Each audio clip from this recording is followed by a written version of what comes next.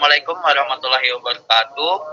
Jadi kami dari kelompok 2 ingin mempraktekkan communication, two-way communication dengan media video call group dan ceramah. Di sini penceramah ada Arfan, moderator saya sendiri Zatria Manda, dan yang memberikan feedback ada 3 orang, Yuda Maulana, Kofifa, dan Lilin. Untuk Arfan, boleh dimulai, Pak. Oke, terima kasih. Bismillahirrahmanirrahim. Assalamualaikum warahmatullahi wabarakatuh. Waalaikumsalam warahmatullahi wabarakatuh. Alhamdulillahilladzi hadana lil hada liyahdiyana laula an hadana Allah. Asyhadu an la ilaha illallah wa asyhadu anna Muhammadan abduhu wa rasuluh. La nabiyya wa la rasul abada.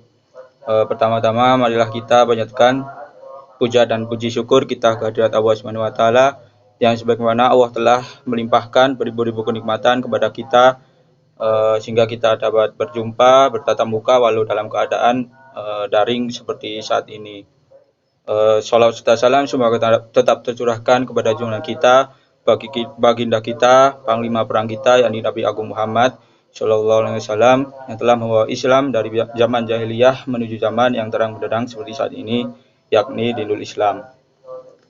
Teman-teman, alhamdulillah tidak terasa kita sudah memasuki hari ke-12 atau ke-11 kalau nggak salah di bulan suci Ramadan.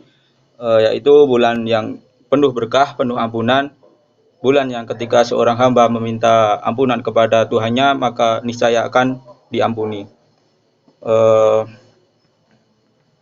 Syariat puasa, Allah Subhanahu wa taala berfirman dalam surat Al-Baqarah ayat 183 yang bunyinya A'udzubillahi minasyaitonirrajim. Bismillahirrahmanirrahim.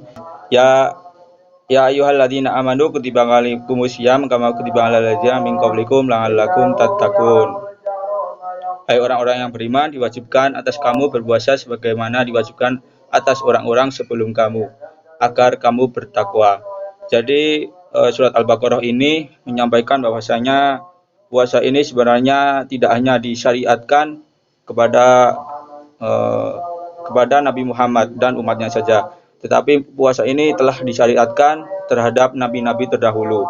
Contohnya ketika dulu Nabi Adam itu syariat puasa sudah ada, tetapi caranya saja berbeda dengan syariatnya Nabi Muhammad. Teman-teman rahimakumullah, banyak sekali keutamaan di bulan Ramadan ini. Kita akan menjelaskan 5 dari sekian banyak keutamaan di bulan suci Ramadan. Yang pertama yaitu bulan Ramadan adalah bulan diampuninya dosa. Bulan Ramadan adalah bulan terbaik. Maka seorang hamba ketika meminta ampun kepada Tuhannya niscaya akan diampuni dosa-dosanya.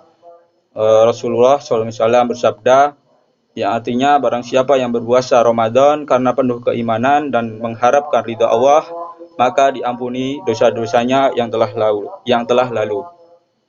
Di sini menjelaskan bahwasanya puasa Ramadan ini sangat-sangat istimewa bulannya, karena ketika bulan suci Ramadan itu datang maka seorang hamba mempunyai kesempatan yang sangat penuh, kesempatan yang sangat lebar untuk meminta ampun kepada Tuhannya. Selain itu, salat tarawih juga jika dikerjakan di setiap malam juga akan menghapus dosa-dosa yang lalu. Sebagaimana hadis Sallallahu Alaihi Wasallam yang artinya barang siapa yang berpuasa yang melakukan salat malam pada bulan Ramadan dengan penuh keimanan dan mengharapkan pahala dari Allah, niscaya diampuni dosa-dosanya yang telah lalu. Maka jika ada seorang hamba yang malah meremehkan sholat tarawih, malah bilang tarawih cuma sunnah, itu sangat rugi besar, karena sebenarnya sholat tarawih ini adalah kesempatan yang sangat baik bagi kita untuk meminta ampun kepada Tuhan kita. Keutamaan yang kedua yaitu dibukanya pintu surga dan ditutupnya pintu neraka. Pada bulan suci Ramadan, pintu-pintu surga dibuka dengan lebarnya, sedangkan pintu neraka ditutup. Dengan demikian, Allah SWT memberikan kesempatan kepada seluruh hambanya untuk masuk surga dengan beribadah dan melakukan segala amalan-amalan pada bulan suci Ramadan ini. Jadi, dengan adanya bulan suci Ramadan ini diharapkan untuk kita untuk mencari pahala-pahala yang banyak, seperti itu. Yang selanjutnya yang ketiga yaitu malam 1000 bulan. Malam 1000 bulan atau Lailatul Qadar adalah satu malam yang hanya terjadi dalam satu tahun, yaitu di bulan suci Ramadan. Malam Lailatul Qadar adalah malam yang lebih baik di antara 1000 bulan. Rasulullah SWT berfirman dalam surat Al-Qadar ayat 1-3 yang artinya sesungguhnya kami telah menurunkannya Al-Quran pada Lailatul Qadar, malam kemuliaan. Dan tahukah kamu apakah malam Lailatul Qadar itu? Malam kemuliaan itu lebih baik dari 1000 bulan. Quran surat Al-Qadar ayat 1-3. Yang keempat yaitu bulan penuh keberkahan. Keutamaan bulan Ramadan lainnya adalah Syahrul Mubarak, artinya bulan yang penuh keberkahan. Pada bulan ini semua jenis amalan baik akan dilipat gandakan pahalanya. Jadi ketika kita membaca Al-Quran, contohnya Alif Lam Mim. Alif Lam Mim itu bukan satu huruf, tetapi A satu huruf, Lam satu huruf, dan Mim satu huruf. Dan setiap satu hurufnya itu pasti akan dilipat ganda. Yang kelima adalah pahala yang berlipat ganda. Keutamaan bulan Ramadan berikutnya adalah pahala yang berlipat ganda untuk setiap ibadah yang kita lakukan. Contohnya kita membaca Al-Quran, maka kita akan dilipat gandakan.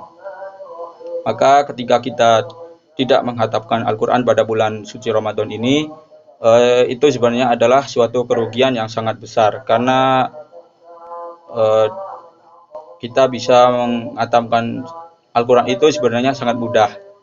Kita bisa membagi, contohnya setiap habis sholat dua halaman, setiap sholat 2 halaman, terus kalau dihitung itu akan dalam satu bulan kita akan hatam 1 kali hatam. Rasulullah SAW bersabda, pahala umroh pada bulan Ramadan menyamai pahala ibadah haji. Mungkin itu saja sedikit penjelasan dari saya tentang keutamaan di bulan suci Ramadan. Kurang dan lebihnya saya mohon maaf yang sebesar-besarnya. Nun wal qalami wa ma yasturun fastabiqul khairat. Wassalamualaikum warahmatullahi wabarakatuh. Waalaikumsalam warahmatullahi wabarakatuh. Oke, pertanyaan pertama, siapa yang ingin bertanya? Dulu. Oke, Yuda. Pan, mau nanya nih, apa saja sih tanda-tanda puasa yang diterima oleh Allah Subhanahu Wa Taala? Oke, saya coba jawab ya. Nanti kalau ada kesalahan dikoreksi. Tanda-tanda seorang hamba diterima puasanya yaitu ketika seorang hamba merasa dekat dengan Allah Subhanahu Wa Taala. Kemudian ketika dia teringat dosa-dosanya, kemudian ada rasa ingin bertobat nasuha. Tobat nasuha adalah bertobat dengan sesungguh-sungguhnya. Mungkin seperti itu. Yud. Oke, bisa kami Yud? Jawaban dari Arfan. Oke, pertanyaan kedua. Oke, pertanyaan kedua boleh siapa? Oke, Kofifa, lanjut Kofifa. Ya, saya izin bertanya, pada setiap akhir Ramadan, semua muslim itu kan diharuskan untuk membayar zakat fitrah. Nah, lalu apa saja syarat wajib dari zakat fitrah itu sendiri? Terima kasih. Oke, saya coba jawab. Syarat wajib melakukan zakat fitrah itu yang pertama itu dia itu seorang muslim. Kemudian yang kedua berakal atau merdeka. Merdeka berarti dia itu bukan budak. Kemudian hartanya itu sudah cukup untuk diinfakkan, dan yang terakhir itu keluarganya itu sudah mencukupi dari di saat hari raya Idul Fitri tersebut. Mungkin itu. Mungkin ada tambahan. Apa sudah cukup Kofifa? Apa masih kurang? Sudah cukup. Oke. Ada lagi pertanyaan terakhir? Saya coba izin bertanya. Oke, Didin. Apa hukumnya jika tidur sepanjang hari saat berpuasa tapi ketika sakit, tapi merasa bisa melewati hari puasa dengan tidur sepanjang hari, apakah diperbolehkan? Kalau kita ini kan kalau kita gak sakit gitu, pasti kalau berpuasa itu kalau tidur terlalu lama jadinya puasanya sia-sia. Gimana penjelasannya? Oke, coba saya jawab. Sebenarnya kalau tidur di puasa itu ada hadis yang menyebutkan bahwasanya tidurnya orang berpuasa itu berpahala. Tetapi ketika saya membaca di suatu buku itu, ternyata hadis tersebut itu adalah hadis yang tidak sahih. Jadi itu tidak bisa untuk menjadi pegangan, kecuali kalau kita tidur sebelum sholat duhur. Itu tidur sebelum sholat duhur itu walau tidak berpuasa itu hukumnya adalah sunnah. Tapi ketika kita sedang sakit kemudian kita berpuasa tetapi hanya tidur terus, itu tidak apa-apa. Tapi kalau sedang sakit untuk tidak berpuasa pun juga tidak apa-apa, tetapi harus menggantinya dengan lain hari atau bulan-bulan yang akan datang, seperti itu.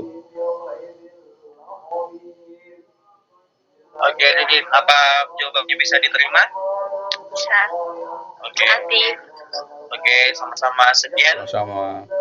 akan kita tutup ceramah pada malam hari ini. Lebih dan kurang kami mohon maaf.